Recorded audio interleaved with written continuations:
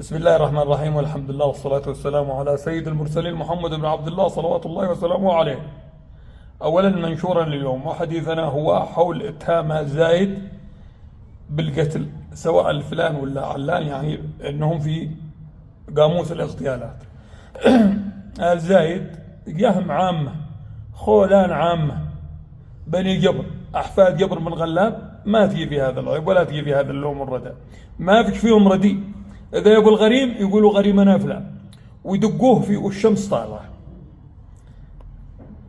أتحداكم تقعدوا تجيبوا لي واحد من آل زايد أو من آل طعيم بني جبر خاصة إنه قد قتل غدر، أو قتل في سوق، أو قتل في ليل، أو قتلهم لثة. أتحداكم تجيبوه على مر التاريخ، على مر التاريخ. جاهم بني جبر خولان كلهم يقولوا للشيطان اصبح، لا غريمهم وسط أعماق البحار انتشلوه وقتلوه عين عينك، يصبروا على الغريم ويقرحوا راسه. أما مسألة أنهم اغتالوا فلان في طريق العبر ولا في طريق المسبلة ولا في ذا، لا، ارفعوا يداتكم من هذا الشيء وجففوا أقلامكم، لأنكم لن تصلوا لهدفكم ولا حد بيصدقكم. خولان ثلث اليمن، هذا إذا ما هي اليوم نص اليمن.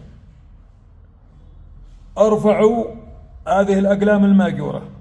هذه أحزاب أو تنظيمات أو قوى من أي مكان كان تريد عرقلة مطرح الكرامة.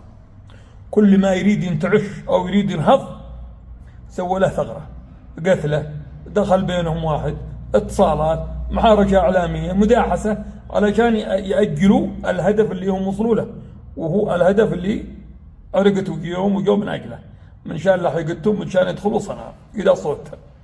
الآن يا مطرح الكرامة، أنا موصيكم لا تهزكم هذه الأمور، لا تهزكم على منتو، على نهجكم.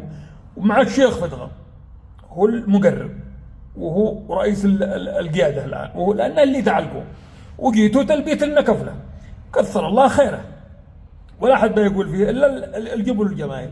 استمروا على منتو، ومن دخل صنعاء هو حاكمها، لقينا الواقع. من دخل صنعاء الرئاسة قدامه، يدخل يشلها. من هو أبوه اللي عاد بقى يتكلم ولا يقول ونه؟ لا إصلاح ولا مؤتمر ولا ناصري ولا خريطة ولا مريط، والسعودية معكم. قالتني الله أن السعودية تبغى الخلاص من هذا البلاء وذا الذمرة اللي بليتوها، لأنكم بليتوها ولا استمريتوا المشكلة، ما بيضتوا وجهها.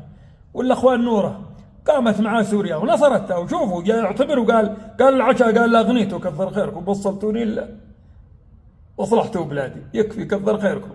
ومصر والعراق وليبيا وما من دولة أصلحوها، جعل أصلح لهم الخير والعافية. اتقوا الله، ما بالله اليمن نشبت في علوقهم مدري ليه، ولا هو مثلا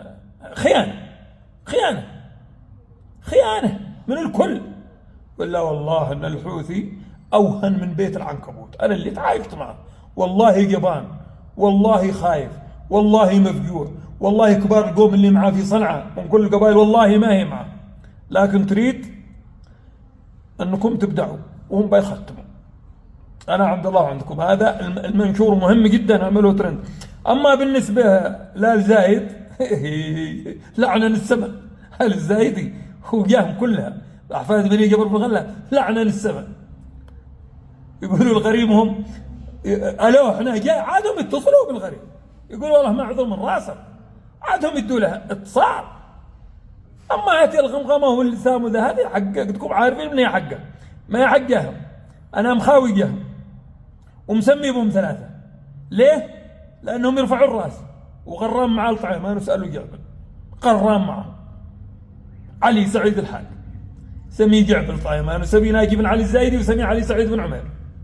ولي الفخر علي الحراموط، طلعتني بلا شفت الجهمي الخولاني، أحفاد جمر بن غلاب جهم كلهم بلا شفتهم إنه يرتفع راسي، ولا حد كلمني من كبارهم إنه يروح الوجع، ما عاد شي وجع، يروح.